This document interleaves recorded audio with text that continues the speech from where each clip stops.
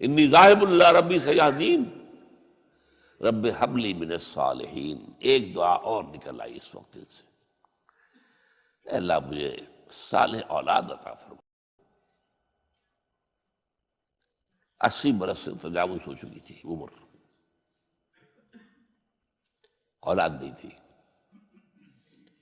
آپ کے اپنے خاندان سے تھیں جو اہلیہ تھی سارہ رضی اللہ تعالی عنہ، بانجھ نہیں ہے، اولاد نہیں ہوئی، اللہ کی مرضی ہے۔ بہرحال حضرت ابراہیم کے ساتھ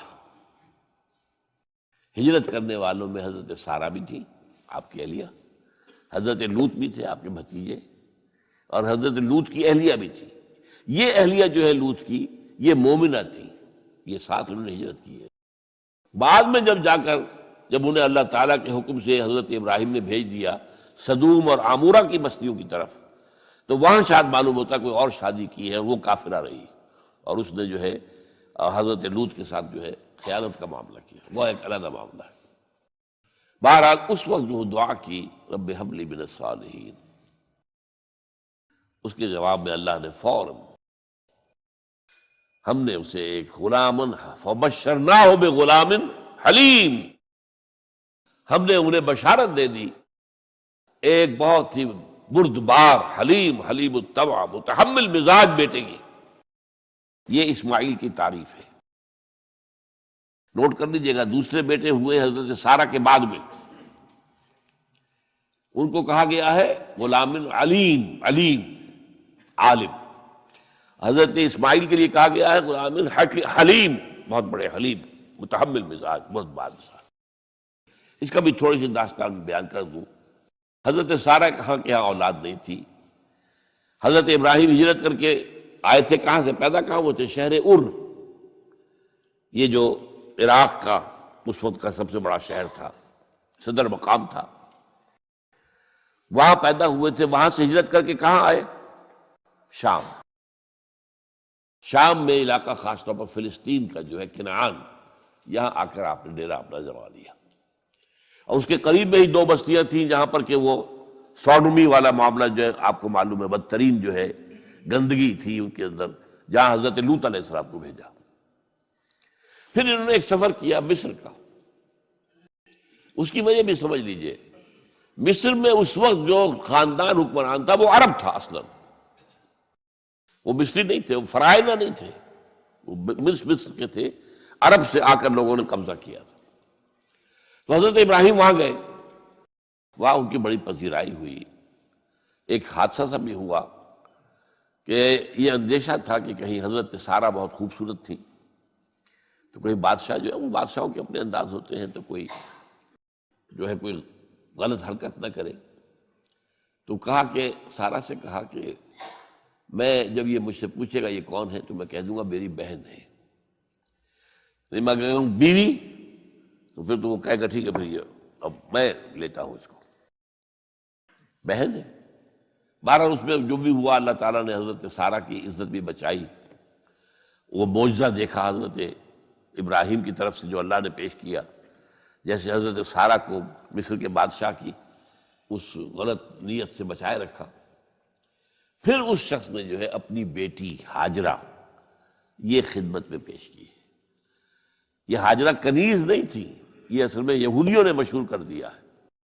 یہودی کہتے ہیں کہ اصل بیوی تو تھی حضرت سارہ، اور سارہ کے ہاں اولاد بعد میں ہوئی ہے، وہ ہے اسحاق کے بیٹے ہیں یعقوب کی اولاد ہم ہیں، تو اصل تو ابراہیم کی اولاد ہم ہیں۔ ہاجرہ جو ہے تو کنیز تھی، لوڈی تھی، لہذا اس کی وہ عزت ہی نہیں، اسماعیل کی تو وہ عزت ہی نہیں، اسماعیل کا وہ مقام ہی نہیں۔ یہ یہودیوں کا قول ہے، لیکن وہ اصل میں کنیز نہیں تھی، وہ بیٹی تھی، شہزادی تھی۔ بلکہ تاریخ نے اپنے آپ کو پھر دہرایا ہے کئی ہزار سال بعد۔ حضور نے صلح حدیبیہ کے بعد جب خطوط لکھے ہیں دعوتی بادشاہوں کے نام، شہنشاہ ایران، شہنشاہ روم، مقوقس مصر، نجاشی حبشہ، خطوط لکھے، تو مقوقس جو ایک طرح کا بادشاہ تھا، پیٹریارک تھا، جو الیگزینڈریا کا، اس نے اکرام کیا حضور کے جو سفیر تھا، ان کا بڑی عزت کی، احترام کیا، اور پھر حضور کی خدمت میں 2 جو ہے خواتین کو بھی بھیجا، اب اس زمانے میں یہی رواج دنیا کے اندر چلتے تھے.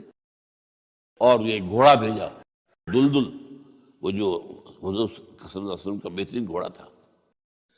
تو انہی میں سے ایک کنیز جو ہے ان سے حضور نے نکاح کیا، ماریہ قبطیہ. اور ماریہ قبطیہ سے اللہ نے اولاد دی حضور کو عمر کے آخری درجے میں.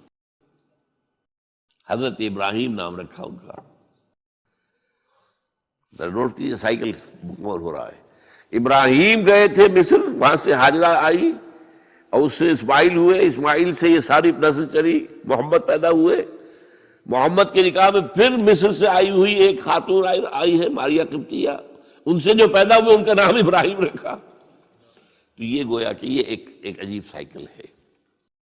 بہرحال لیکن جب حضرت سارہ نے دیکھا کہ میرے ہاں تو اولاد نہیں ہو رہی، تو حضرت ابراہیم سے کہا کہ میں آپ ہاجرہ کے ساتھ آپ جو ہے ذر و شوقت معاملہ قائم کر لیجئے، تو اللہ آپ کو ان کے ذریعے سے اولاد دے دے. مجھے تو امید نہیں ہے کہ میرے ہاں اولاد ہو. تو اس پر حضرت ابراہیم نے ان کے ساتھ وہ رشتہ قائم کیا اور اللہ نے اسماعیل جیسا بیٹا دے دیا. اب اللہ تعالیٰ نے حکم دیا ہاجرہ اور اپنے اس بیٹے کو لے جاؤ اور جاؤ وہاں بواد غیر ذی زرع، جاؤ وہاں حجاز کی اس وادی کے اندر، وادی غیر ذی زرع، وہاں ان کو چھوڑ دو. اب یہ امتحان دیکھیے، توکل کا امتحان. حضرت ابراہیم لے آئے، کوئی متنفس نہیں، کوئی گھاس تک پیدا نہیں ہو رہی. کوئی درخت کا ہونا تو اور بڑی بات ہے کہ کہیں کھجور کا درخت ہو یا کوئی اور درخت بھی نہیں. پانی نہیں، پانی کا ایک مشکینہ تھا ابراہیم کے پاس، وہ چھوڑ دیا. کچھ کھجوریں تھیں وہ دے دی اور چلے. حاجرہ پوچھتی ہمیں کس کے پاس سارے چھوڑ کے جا رہے ہیں؟ کہنے لگے اللہ کے. یہ ہے توکل، اللہ کا حکم ہے. دعائیں مانگ مانگ کر رب ہب لی من الصالحین فبشرناہ بغلام حلیم.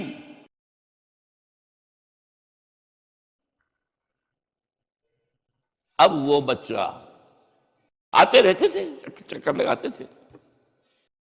فلما بلغ معه السعی، جب وہ بچہ اسماعیل ان کے ساتھ بھاگنے دوڑنے کے قابل ہو گیا، کاموں میں ہاتھ بٹا رہا ہے، 13 برس کی عمر ہو گئی ہے، نوجوان. اب اندازہ کیجئے 100 برس کی عمر، بوڑھا آدمی، اولاد اب تک ہوئی نہیں تھی. یہ ایک اولاد مانگ مانگ کر دعا سے اللہ سے لی ہے. اب آخری امتحانات، اس سے آگے کوئی امتحان نہیں ہے. اس بوڑھے شخص کی نخل تمنا ہری ہو رہی تھی اپنے بیٹے کو دیکھ کر. فلما بلغ معه السعی قال یا بنی انی اری فی المنام انی اذبحک فانظر ماذا تری. کہتے ہیں حضرت ابراہیم بیٹے، میں مسلسل دیکھ رہا ہوں خواب میں کہ میں تمہیں ذبح کر رہا ہوں. تو دیکھو غور کرو تمہاری رائے کیا ہے. نبی کا خواب بھی وہی ہوتا ہے، اس میں کوئی شیطنت جو ہے، کوئی شیاطین جن و انس کی کوئی مداخلت نہیں ہو سکتی. پھر یہ کہ پے بپے 3 دن یا بنی انی اری فی المنام انی اذبحک فانظر ماذا تری. اب جواب سنیے، وہ حلیم. یا ابت افعل ما تؤمر ستجدنی انشاءاللہ من الصابرین. ابا جان کر گزریے جو آپ کو حکم ہو رہا ہے. تومر ابرتا نہیں، تومر حکم ہو رہا ہے. جب 3 دفعہ آپ کو یہ حکم ہو گیا اللہ کی طرف سے تو پھر دیر کاہے پہ. یا ابت افعل ما تؤمر ستجدنی انشاءاللہ من الصابرین. آپ مجھے انشاءاللہ صابر پائیں گے. یہ وہ صابر اور حلیم ہونے کی شان ہے، جان دینے کے لیے تیار. اب یہاں بھی دیکھیے کہ یہودیوں نے اتنی تحریفیں کی ہیں. وہ ذبیح اللہ حضرت اسحاق کو کہتے ہیں. یہ بعد میں حضرت اسحاق پیدا ہوئے، 13 سال بعد، 100 برس کی جب عمر تھی حضرت ابراہیم کی تب ہوئے. اب وہ کہتے ہیں کہ ذبیح اللہ جو ہے وہ اسحاق ہے. یہ اسماعیل تھے۔ مروا پہاڑی جو مروا اور یہ موریا، وہاں پر بھی انہوں نے ایک پہاڑی کا نام رکھ دیا مروا۔ وہ کہتے ہیں یہاں پر اسحاق کو ابراہیم نے ذبح کرنے کی کوشش کی، سب بکواس۔ ایک بڑی عمدہ کتاب مولانا فراہی رحمۃ اللہ علیہ کی تھی، عربی، پھر اس کا ترجمہ ہوا، الرأی الصحیح فی من هو الذبیح۔ عربی میں کتاب تھی کہ ذبیح کون تھا، اسماعیل یا اسحاق، اس کے بارے میں صحیح رائے کیا ہے، یہ اس کتاب کا موضوع ہے۔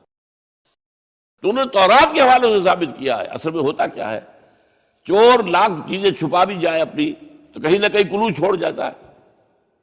آخر تفتیش ہوتی ہے، پولیس والے بھی جانتے ہیں کہیں نہ کہیں سے کوئی نہ کوئی کلو جو ہے، اب ساری چیزوں کو سمیٹنا مشکل ہوتا ہے اس کے لیے، تو اس کے اندر وہاں کلو موجود ہے، اسحاق اس کے تورات کے اندر جس سے ثابت ہوتا ہے، انہوں نے ثابت کیا۔ الرأی الصحیح فی من هو الذبیح، اس کا میں نے ترجمہ شائع کیا تھا جب میں نے ابتدا کی ہے لاہور میں آ کر اپنے کام کی 1965 میں، تو دارالاشاعت الاسلامیہ میں نے قائم کیا تھا اپنا ایک دارالاشاعت پبلشنگ ہاؤس، اس سے وہ کتاب شائع کی تھی میں نے۔ اب بھی وہ چھپتی ہے، اب وہ اور پبلشر ہیں ان کے، وہ چھاپ رہے ہیں۔ بہرحال تو حضرت اسماعیل جو ہے وہ ذبیح اللہ ہے، اللہ نے جب لٹا دیا، فلما اسلما وتلہ للجبین۔ اب یہاں پر ذرا نوٹ کیجئے، اسلما، جب دونوں نے اسلام کا مظاہرہ کیا، وہ جو میں نے کہا تسلیم، سر تسلیم خم ہے جو مزاج یار میں آئے۔ بوڑھا باپ چھری لے کر تیار ہو گیا ہے، اور جوان بیٹا گردن ڈال کر بس صرف ایک احتیاط کی ہے کہ پیشانی کے بل لٹایا ہے تاکہ چہرہ سامنے نہ رہے، بس اتنی بات۔ چھری چلاتے ہوئے چہرہ اوندے بولتا اللہ للجبین، پیشانی کے بل انہوں نے لٹا دیا اور پھر چھری چلائی۔ لیکن اللہ نے پکار کر کہا، یا ابراہیم قد صدقت الرؤیا انا کذلک نجزی المحسنین۔